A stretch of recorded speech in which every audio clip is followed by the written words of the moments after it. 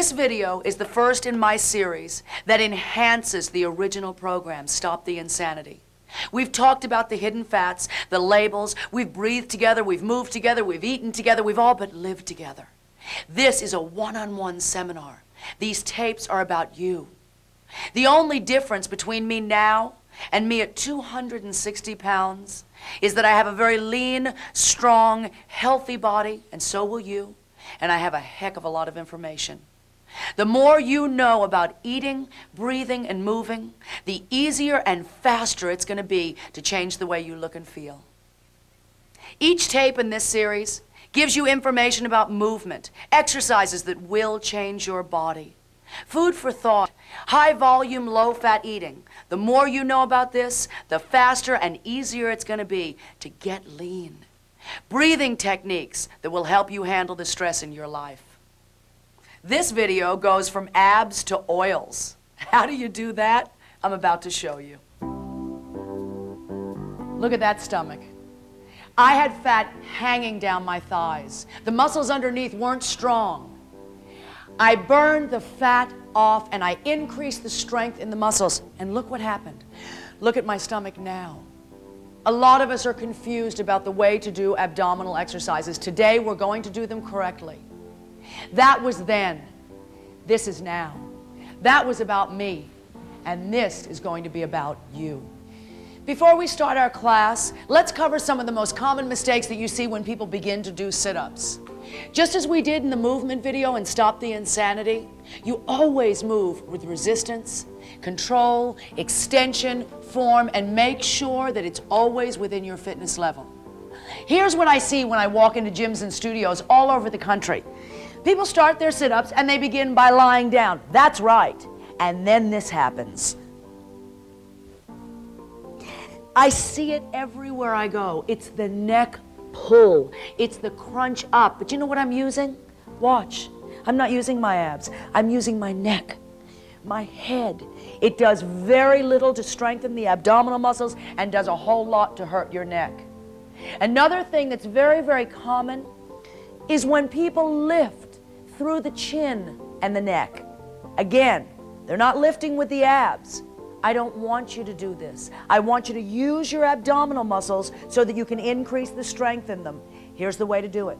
Make sure as you're doing your lift that you relax your head and neck. You can relax it in your hands. Did you know that your head weighed anywhere between 10 and 15 pounds? I don't know who has a heavier head than somebody else. Do we call the 15-pound people big heads? I don't know. But you can use your head as resistance. If you relax your head into your hands, look at my hands. I'm not clasping the back of my head and pulling forward. I'm simply resting in the fingers. I'm resting my head in my hands. Then I'm going to lift up, not far, not this much. I'm going to lift up a little bit, and I'm going to lift with the abdominal muscles. It's a lift up, and it's a press down. See how little I'm lifting? Maybe an inch, maybe 2 inches. It's not how high you lift that makes any difference. It's how much of the abdominal muscles you use to do the lifting. Think about it. You use the abdominal muscles to do the lifting. You lift up this much, and then as they get stronger, you may be able to lift up a little higher. It's increasing your level of intensity by strengthening the muscles. There are 4 people here in this class today, 4 different fitness levels. Sally is going to be working at an advanced level of fitness. If you think that you are advanced, then follow Sally. Ethel is going to be working in an intermediate fitness level. Again, if that's where you are, then follow Ethel. Penny is going to be at a beginner's level of intensity. If you are a beginner, go with Penny. You may be wondering why Debbie is sitting next to me in a chair. I began to regain control of my abdominal area by sitting in a chair. Whether it was in the car or at home, wherever you are, sit and think. Think about lifting up and think about pressing out. Just think, get back in touch with this part of your body. A couple of other real good reasons for maybe sitting as opposed to lying. If you're large and getting down on the floor is difficult for you, it's okay. Begin by sitting in a chair. If you have back problems and it's uncomfortable to be lying down, then don't. Again, you can sit and you can begin to increase the strength in your abs by contracting and releasing. If you're a beginner and it's more comfortable for you to be seated, then go ahead. We have 4 different people and 4 different fitness levels. Work within yours, but understand that you must increase the strength in the muscles to regain those abdominal muscles. You can do it, and we're going to begin the class now. Everybody lie down. If you're not comfortable lying down, sit in a chair. What we're going to do is we're going to lift our shoulders up just about an inch. Just lift them up a little bit, and from there, it's lift up in 2, press down in 2. Lift up, press down. Nice. Ethel has her hands on her thighs, pressing, slow, reach. Remember, Penny is at a beginning fitness level. Sally is lifting a little higher than the rest because it's an advanced level of fitness. Lift, up, press, down. Here's what you have to think about while you're doing this. Think about lifting with the abdominal muscles. It's like a sponge. Think about squeezing inside. Lift, up. The chin is relaxed. The shoulders are relaxed. The chest, it's being lifted up. The upper body with the abdominal muscles. It's right here. And press down. Feel it, Debbie? Contract it in. Now push it out. Look at her stomach. Look. Contract it in. Squeeze. Press. The same thing applies. She's squeezing right there and pressing, contracting. Now, keep going. Nice. Last 2 both ways. Up. Hear the count, guys. Now single lifts right here. Lift a couple of inches only. It's lift. Now press. Think about lifting from the lifted and pressing to the lifted. It's lift from here, press to there. Keep the beat. It's lift up. Nice, guys. Press. Lift up, squeeze. Now what we're going to include here is the lower abdominal section right here. Squeeze in, tilt your pelvis. Remember, one very important thing, always breathe. Without the oxygen, your muscles don't have the fuel they need to keep going. Breathe. You can breathe any way you want, whatever's comfortable. Just breathe. Listen to Sally. Breathe right here. Think about an accordion. Is that what it is, an accordion that squeezes in, presses out? Squeezes in. You're using the lower abs and the upper abs. Go, guys. It's lift. Up, contract internally. Lift up, nice. Press down. Make sure that you're using the abdominal muscles to do the movement. Last 4, everybody. 4, keep going. It's 3, slow, press, control. 2, slow. Now, hold it up on 1, hold. Look, watch me. You're not holding with this. You're not holding with your shoulders. Squeeze those abs. Hold. Hold it here for 4. 4, 3, 2. Now press the shoulders down right here. Press it down. I want you to think, again, realign your body. We're going to go into another set, a different set of exercises. Realign your body. Realign your mind. Think abdominals. Everybody lift up, please. Just a couple of inches again. Lift one leg up. It doesn't matter for you at home which leg. Lift up right here. Now from here, we're going to lift the chest to the knee. It's up and press, slow. Single count lift. Now Penny doesn't have a leg up. We have to release any pressure on the lower back. If you're a beginner, it's okay to still use the upper and lower abs. Penny is tilting her pelvis to use both sections of the abdominal muscle. Squeeze internally like a sponge. Think about it. So she is including her lower abs. Debbie, just like I did. When I first started, she's lifting up, pressing down. That's really nice, Deb. Squeeze. The lower abs are directly connected with lifting that leg up and pressing it down.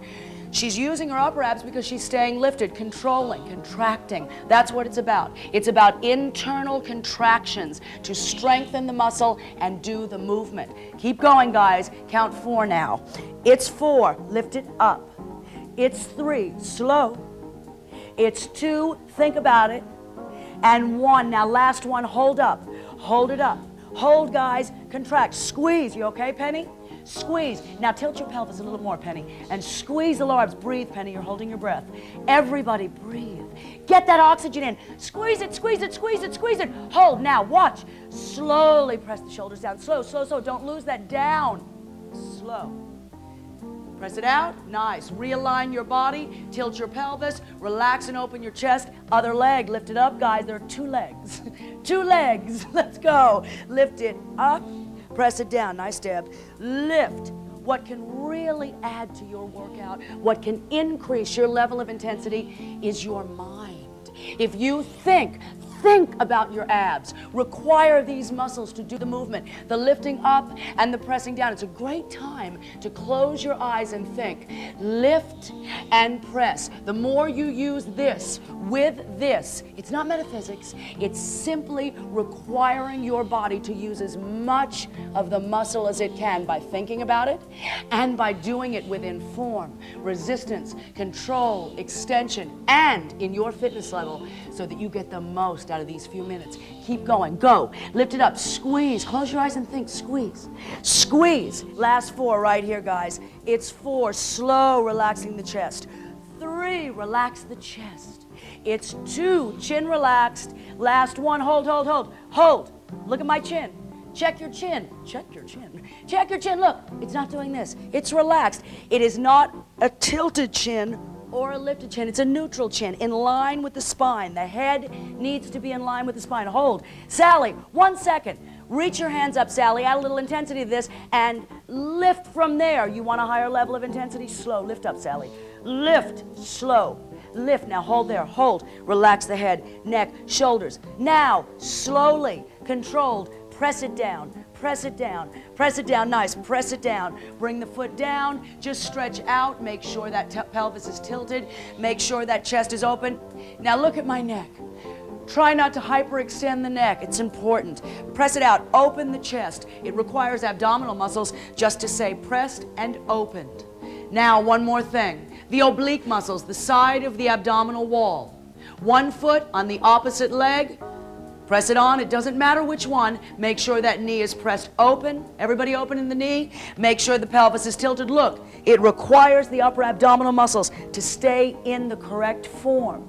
Now what we're going to do, the opposite elbow to the opposite knee. You're going to lift the shoulder up and press down. Nice. Lift up and press down. You're going to lift through. Think about this. Lift through the muscle. Lift through. Sally has a larger range of motion. She's lifting higher because she has stronger abdominal muscles. Ethel, intermediate. All she's doing is shortening her range of motion. Little lower, little lower. Penny beginning, and Debbie is contracting the lower abs and the upper abs, including the middle of the abdominal wall, so that you squeeze. I keep saying abs as if there are more than one abdominal muscle. There isn't. It's almost habit. Everybody says abs, but really the abdominal wall is one muscle. You want to try and separate the sections so that you work all of them and increase the strength in the whole muscle. Remember to breathe. Breathe, guys, and remember that sponge. Squeeze and lift. It is better to do 1 repetition correctly within form, resistance, control, extension, and working within your fitness level than to do 50 like this. This will never build your abdominal muscles. Never. Doing this will never do it. Use the control, use the resistance, and think about the muscle that you're trying to strengthen. Breathe, guys. Breathe, guys. Breathe. It's a breeze, isn't it, guys? Keep going. Now, guys, count. 4, breathe it out now. Nice, Sally. 3, lift and press, slow. It's 2, squeeze the muscle. Now hold this up on 1. Hold. I know this is not easy, and especially, don't tense the neck now. Don't tense the shoulders now. Lift a little higher, Penny. Squeeze. Take it 1 inch forward. You feel it, Penny? Hold. Nice. Breathe. Breathe. Squeeze. Hold it up. Nice, Debbie. Hold it up. Now, equally important, lower it down. Press down, down, down. Press it out. Look at the neck. I'm falling. Hold it there. Hold. Let me scoot down. Hold. Now, chest is open. Neck is not hyperextended. Abs are nice and braced. Hold it there. Take a deep breath in. Oxygen is in. Blow all the other stuff out. Switch feet. 2 legs, remember. Hold. Press the knee out. Opposite elbow. What I mean when I say opposite elbow, make sure that elbow is pressed down, but it's the shoulder that's lifting to the knee. You ready? Lift it up, press it down. It's a lift up and a press down. Nice. Keep going. Lift up. Ethel, try not to go all the way down. Try and keep a little of that contraction. Nice. Squeeze. Squeeze it, Ethel. Squeeze. And you want real advanced, Sally. Add some hang time to the top of that. Press down. Right here. Squeeze. And press. Slow. Breathe. Squeeze. And press. 4 more of these. It's 4. Squeeze. And press. Again, breathe. Squeeze. And press. Last 2. Squeeze, squeeze, squeeze, squeeze, squeeze. Go, go, go. Last 1. Squeeze and hold. Hold. Penny, no shoulder, no neck. Sally, a little bit higher. Squeeze. That's it. Crunch it. Breathe. Everybody's holding their breath now. Don't hold your breath. Breathe, breathe, breathe, breathe, breathe. It'll give you more oxygen. It'll give you more energy. Hold the move. Hold it. Hold it there. Now, as slowly, press. Slow down. Slow, slow. Feel the press down. Nice work. Hold it there. Watch that neck. Nice. Hold it here. Relax the neck. Shoulders, chest is open. Take a deep breath in, everybody. And blow it all out. Now again, we're going to lift up a couple of inches. We're going to crunch. We're going to use the upper, middle, lower section of the abdominal muscle all together to really squeeze it. Everybody lift up, tilt that pelvis, and press down. Squeeze it up. Sally, to add a level of intensity, get those legs up. Ethel, that's nice. Reach through your legs, Ethel. That'll immediately activate the middle of the abdominal wall more. Nice. Squeeze. Squeeze and press. Debbie is lifting those legs and pressing them down. Make sure, Debbie, that you crunch in. Nice. Crunch in all the way and squeeze. It's contract in and release. That's real pretty. Keep going. Penny is lifting up, still tilting the pelvis, still including all 3 sections. Lower level of intensity, no arms, no legs. Keep going, guys. This is it. It's going to be a crunch. Listen to this, okay? Count 4. 4, squeeze. Nice. Remember, the muscles have to do the movement to increase strength. Keep going, keep going. Go. Last 3 lifts. Press down. Now 1 holds up. Now 1 really holds up. Ethel, here's how it holds. Not through the neck, not through the shoulder. Squeeze, squeeze. Now I want you guys to think about something, okay? Everything's relaxed. Look, it's not a neck, it's not a head, but think here. Internally, go. Squeeze, press, squeeze, press. Now, very little external movement. This is perfect, Debbie. Perfect. Very little. You don't need external movement. It's the internal squeezing that you got to have. Go. Squeeze. Close your eyes now and squeeze. Press. Squeeze. Press. It's an internal crunch. Crunch it, Ethel. Crunch. Breathe. See how your breath is held, Ethel? Breathe. Breathe. Breathe. Shh. Go. Come on, guys. 8 more right here. Go. 8. Slow. 7. Squeeze. 6. Internal. Slow. 5, neck relaxed, counting down. 4, it's almost done. Go. It's 3, squeeze, muscles, squeeze. 2, think about it. And 1, hold, hold. No neck, no shoulder, no chest, no head. It's abdominal muscles, squeeze. Now, as slowly, watch the press down. Inch by inch, go. Inch by inch, feel the press down, guys. Inch, go. Inch, press. Shoulders, slowly press to the ground. Time to stretch it out. Bring the knees into the chest. Instead of holding on top of the knees, hold behind the hamstrings. Nice. And all you're doing is pressing in. Again, look at the neck. It's not hyperextended. Press it out. It requires abdominal muscles, upper abdominal muscles, to hold this press. Hold. Chest is open. Take a deep breath in and a deep breath out. Nice. Deep breath in again. Relax. You want to let the knees literally fall into the chest. Let them fall. The way to increase your flexibility is through relaxation. Relax. If you want those knees to fall into the chest, open up your pelvis. Relax. Right here, watch. Relax your pelvis and just guide the knees into the stretch. Penny, stretch out the lower back. Nice. Again, directly connected with this is the lower abdominal area. Look. Press it down. Release it. Hold. Stay there. Shoulders relax, let them fall. Head, neck, release it. Take a deep breath in. It's oxygen that is your fuel. Oxygen feeds the 75 trillion cells in your body. Take a deep breath in. Think about what you're trying to do. Regain the strength in the upper, middle, lower, oblique, in the abs. Think about that part of your body and let's get it back. Again, take a deep breath in, relax. I don't know what Ms. Wickens is doing, but she's doing something. Back in it, Sally. Take a deep breath in right here and a deep breath out. Slow. Now, press the feet to the ground and the legs straight out in front. If I do this, I'm going to kick Debbie in the side. Keep going. Hold it there. Hold it there. That's it. Legs all the way flat, Ethel. You want to avoid that tilted back right here. Press the pelvis down. Chest is open, head, neck, and shoulders relaxed. Take your arms behind your head. Debbie's going to lift up. That's it, guys. One arm at a time. Other arm reach. And your fingertips and your toes are alive. Send the energy out through the fingertips and the toes. Debbie's reaching up, stretching through the abdominal wall. Obliques, lifting. Her shoulders are down, but she's lifting. While you're stretching, I'd like to spend just a minute with you. You're building cardio endurance. You're building upper body and lower body strength. Now you can begin to rebuild your abdominal muscles. Get the strength back. It can happen. Butter. Americans consume 40 to 45% of their daily caloric intake in fat. You know what you need every day? 14 grams of fat to fulfill your daily caloric requirements. We eat 8 times that amount. That's a lot of fat. We've already talked about how to find the hidden fats, but in case you didn't understand or we need to go through it again, that's okay. Let's do it. I got turkey sitting here, and on the front of this package it says 97% fat-free. So you believe it. You go to the store, you buy it, and you think you're making an effort, and you think you're reducing your daily fat intake. Well, let's use the fat formula. Number of fat grams, which is 1, times 9. Here's my bejeweled calculator. Hang on a moment, I got to switch. Number of fat grams times 9, turn it on, 1 times 9 equals, I know this, 9. Mathematical genius, that's what I am. 9 divided by the total calories, which in this case is 25. 9 divided by 25 equals 36% fat. If you want to know how much something is per serving, how much fat there is, you take the number of fat grams times 9 equals X.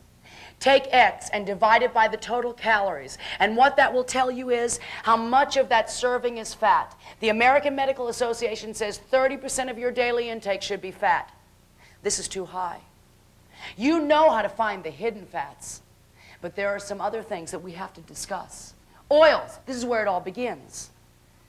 Number 1, we don't know how to live without them. Number 2, we have no clue. There are some oils that are real good for you. There are some oils that we know cause heart disease. We know some are hydrogenated, some are saturated, some are unsaturated, and the unsaturated ones, they got 2 personalities. They're schizophrenic. They got monounsaturated and polyunsaturated, and we know it's got something to do with cholesterol. I knew that.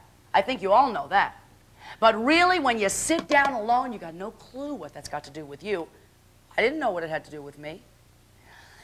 I want to spend a second because that's all it really takes to clear the whole issue up. Got to start with one fact.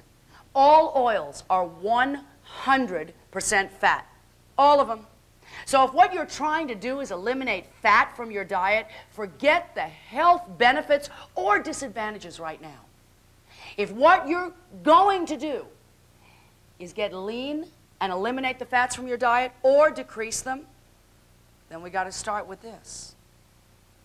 All oils are 100% fat. There are some that are saturated, and those are called the bad guys. Mr. Saturated is bad. There are some that are unsaturated, and they're considered the good guys. You know why? Because they're supposedly low or lacking in saturated fat. Okay, let's clear up this confusion about oils. Saturated fats are solid at room temperature. They come from animal fats, with the exception of some tropical oils such as coconut and palm. You know the grizzly stuff around your steak that's marbled in your meat? That's saturated fat. Unsaturated fat comes from vegetable sources. It's liquid at room temperature. Here's where the dual personalities come in. Monounsaturated fat is found primarily in olive, canola, and peanut oil. Polyunsaturated fats are vegetable oils such as safflower, corn, soybean, and sunflower oils. Hydrogenated or hydrogenated, however you choose to pronounce this one, is an unsaturated fat that has had hydrogen added to give your foods, number 1, a longer shelf life, and number 2, some added texture.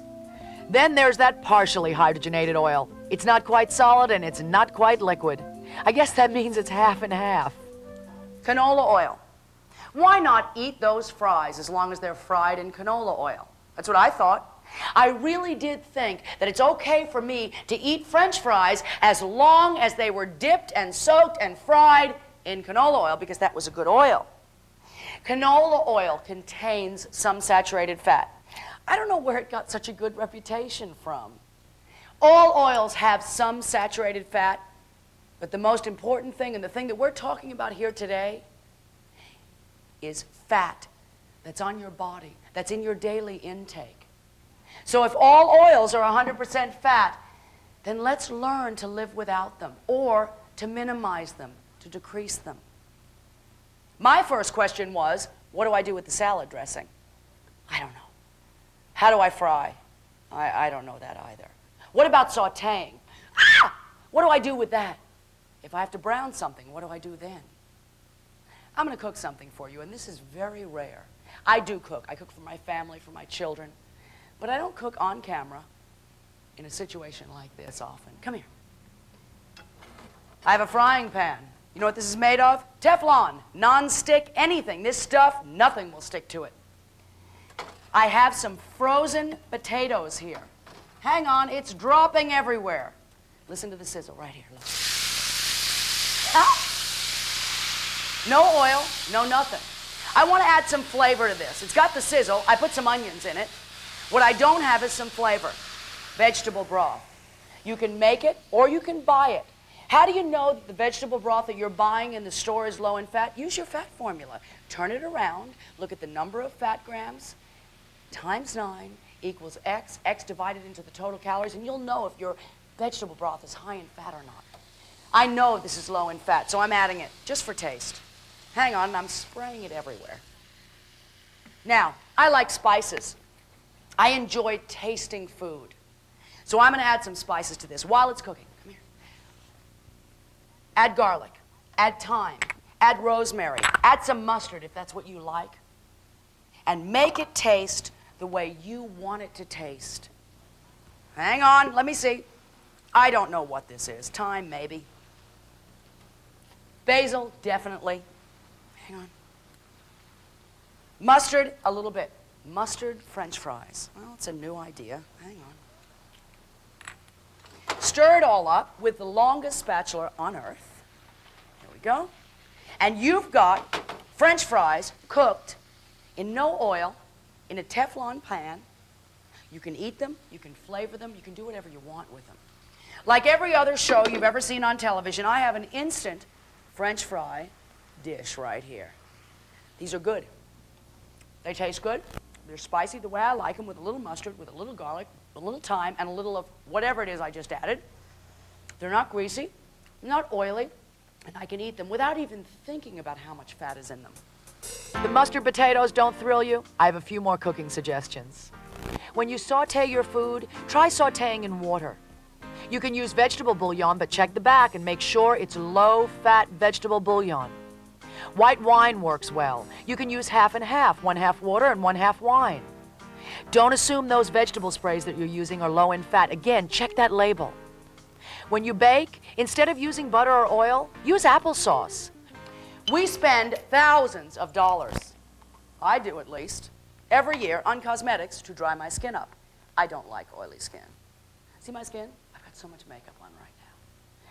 But underneath all this makeup is dry skin, because I use the pads and the things and the creams and the night things to make sure that I don't have oily skin. Teenagers, think back, guys. You want oil? Put that on your face. Does it feel good? You like it? Is that what you want all over your face? Or is that what you spend so much money and time trying to avoid? If we like oil so much, why don't we taste it? Let's have a little oil cocktail. Olive oil cocktail? Safflower oil cocktail. Doesn't matter if it's good or bad or saturated, good for your heart or not. You like the taste of it? No, we really don't when you think about it. And if it's dry skin you're worried about, use moisturizer. If it's corn oil you think you need, eat corn. Where do you think it comes from? There's a recipe I'd like to share with you that you can throw on your rice, your pasta, your salads, put in your casseroles, put in your soup, make it spicy, enjoy your food again. Here's some of my favorite recipes from my cookbook. Non-fat Italian dressing. Instead of oils, I use a combination of lemon juice and unsweetened apple juice. Now that's Italian. no fat Italian. Balsamic dressing. This dressing is made with balsamic vinegar. Talk about a word nobody knows how to pronounce. A little water, some capers, Dijon mustard, basil, and parsley. It's fabulous. Vegetable stock. There's nothing like a good stock. Use this as a soup base or with your casseroles. It's so easy to reduce the amount of oil and fat in your food. Try it. Do you know what we just did? We just broke apart some information that when I first heard it, it was very confusing to me. I'm not a doctor, a dietitian, or a nutritionist. Do you know what I am? I'm a housewife that figured it out. The more information you have, the easier this is going to be to apply to your life. Together, we will stop this insanity.